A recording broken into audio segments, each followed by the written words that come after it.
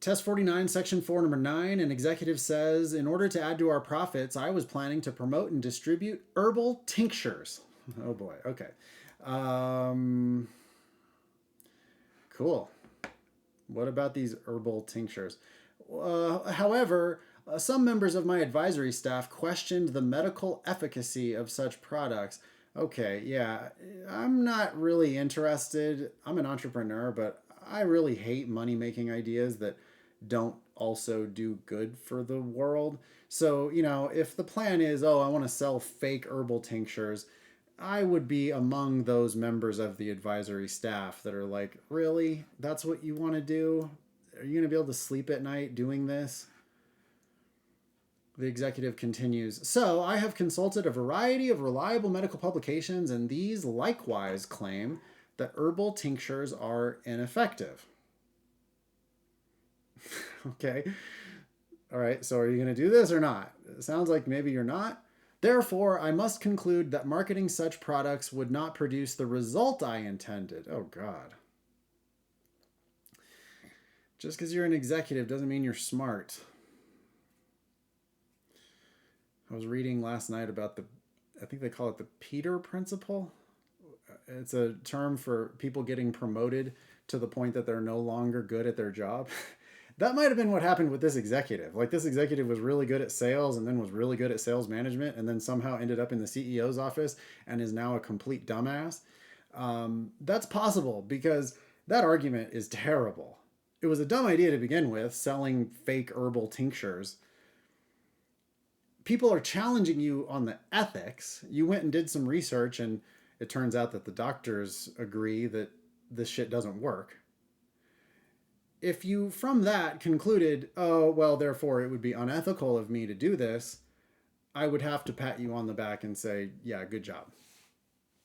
But that's not the conclusion that this executive actually reaches. The executive instead says, therefore, I must conclude that marketing such products would not produce the result I intended. And the very first line says that the intention of this plan was in order to add to our profits. And so my objection is, hey, I'm not telling you that I want you to go sell fake herbal products, but you just said that this, because they don't work, therefore you wouldn't make profits. Well, not necessarily, because there's all kinds of shit that doesn't work that does make profits. The executive's reasoning most closely conforms to which one of the following generalizations? Like the question type here, it's just secondary to attacking the logic. I think that we probably have this labeled as a supported question, would be my guess. But the correct answer is going to be related to, hey, if it doesn't work, then you're not going to make profits, because that was the missing piece of the argument, and that's just going to be the answer.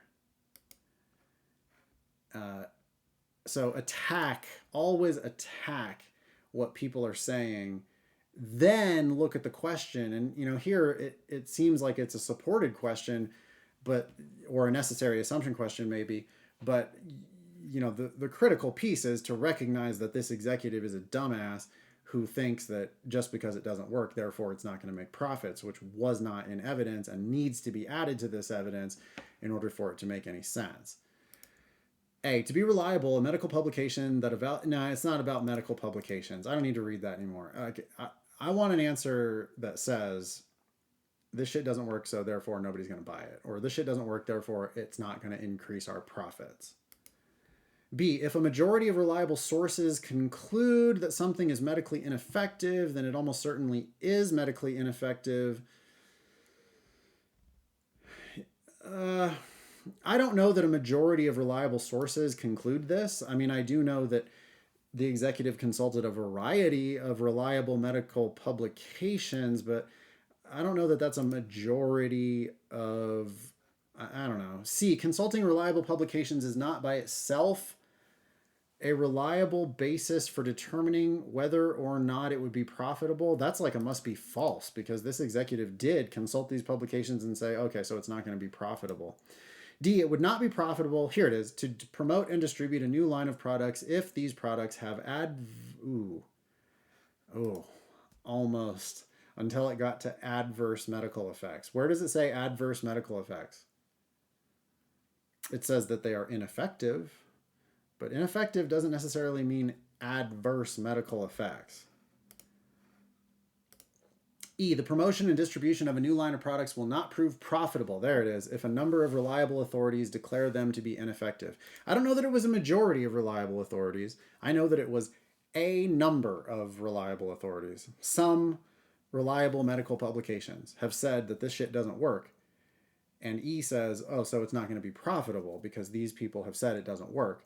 And that's exactly the assumption that this executive was making. Whether we call this a necessary assumption question or a supported question, really the analysis was over before we even got there, right? Attack the argument, predict what's wrong with it, and then get paid no matter what type of question it turns out to be.